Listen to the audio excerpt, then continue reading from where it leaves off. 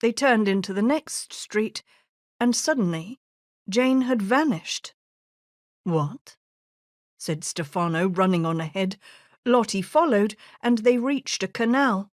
"She must be in that gondola," said Stefano, pointing to a boat which was moving away from them.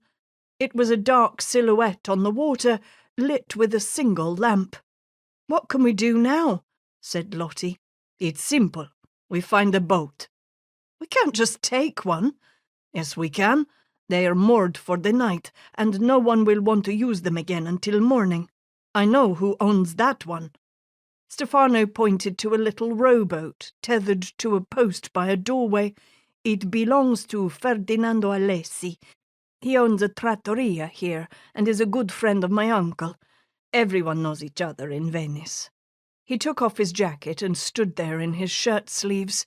"Can you hold my jacket while I fetch it?" "What? You're going to swim?" "It's only 5 yards." "You can't." "Yes, I can. I've done this sort of thing lots of times before." He lowered himself into the water, gasped at the cold, then reached the rowboat in a few powerful swimming strokes. Lottie watched as he hauled himself into the boat, untied it, and picked up the oars. Moments later, he was alongside her, beckoning her in. "But you can't just take someone's boat." "Ferdinando won't mind." Lottie cautiously climbed in and perched on the little wooden plank which served as a seat. "Are you ready?" Through the gloom, Lottie saw a large grin on Stefano's face. He was clearly enjoying himself. "As ready as I'll ever be," she said, gripping the sides. Her voice echoed in the narrow canal. Stefano began to row, and Lottie turned on her seat so she could look ahead. The gloomy canal appeared to fork, and she could just make out the light of the gondola moving away from them. "It's turned right," she said, impressed with the speed they were moving at. "You're good at rowing, by the way." "Of course I am. I'm Venetian." "Why is Jane Harris going for a gondola ride in the evening?" "Some people like to do it. The canals have a certain atmosphere at night."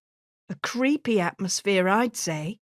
She gave a shiver and looked up at the dark stone walls looming either side of them.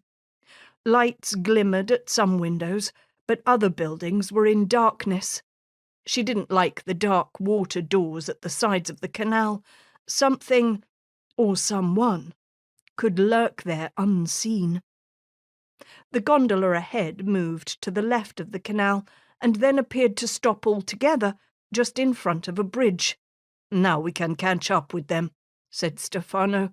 The boat rocked as he rowed faster, the splash of the oars echoing in the narrow canal. "We can't let them out of our sights." But the faster they moved, the quicker the boat ahead seemed to travel.